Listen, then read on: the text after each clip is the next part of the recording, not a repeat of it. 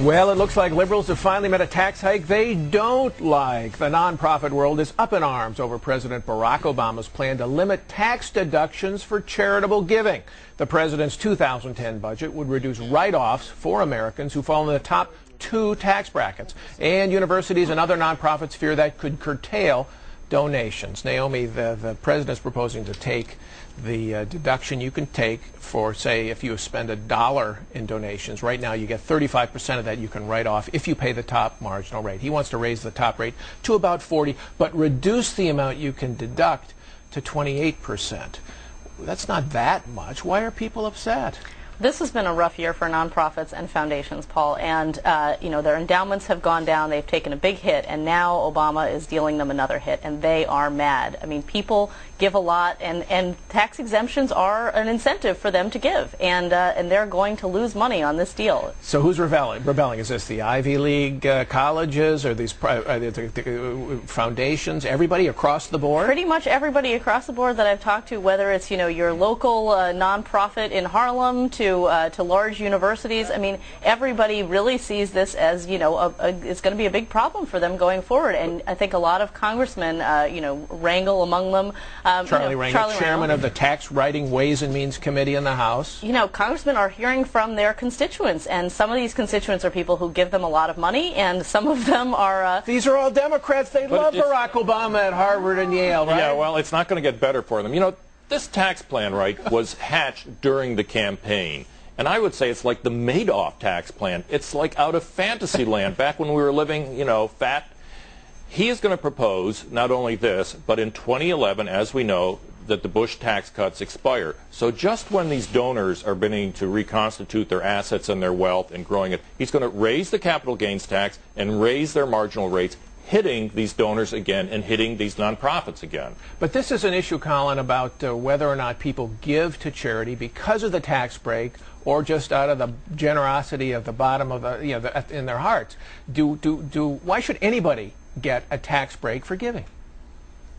Well, I think the tax break is important because unless we have a system that's just a completely fair, flat tax, this is a way to get those people who have the most money to give that money. This is a situation now where about 40% of all the money that's given to charities comes from those top two tax brackets. And if you look at figures that came out recently, you actually had a situation where the number of millionaires across the country is now at its lowest level since 2003. It's gone from about a little over 9 million last year to about 6.5 million now. So that's a significant decrease in the number of people who are giving the most money to charities. But if you make $50,000 and you give and you pay only 28% tax rate, then you get a smaller tax deduction than do people who are in the high tax brackets for your charitable contributions. Is that really fair?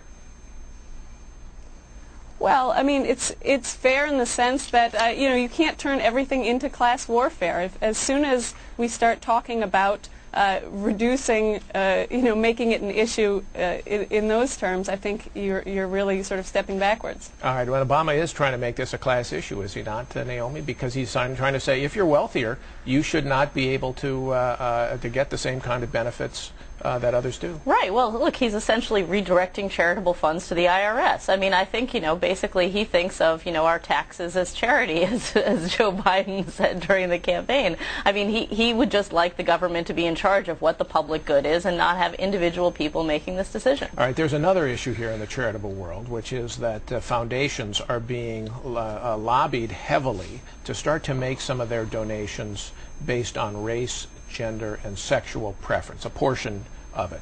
Explain that movement to people. Well, last week, a group called the National Committee for Responsive Philanthropy came out with a report saying that these are the things they think foundations should do with their money. They should start giving 50% of it to marginalized groups, and you've just defined those for us.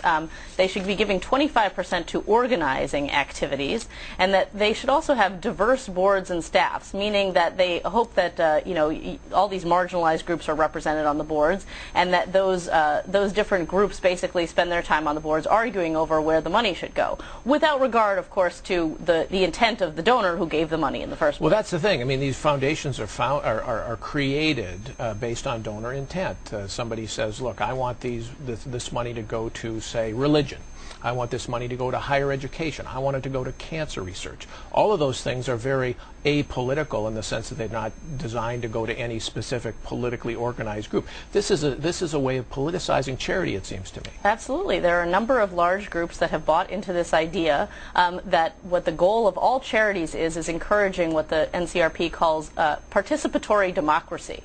And so it doesn't matter if your foundation is devoted to curing cancer or higher education. What it should be devoted to is the public good as we define it. And so you're getting both these small groups, these activist groups, and also a lot of legislators who are signing on to this idea that this is where the money should go. All right, and there's some political momentum behind this on Capitol Hill, so we're going to have to watch this carefully. All right, we have to take one more break.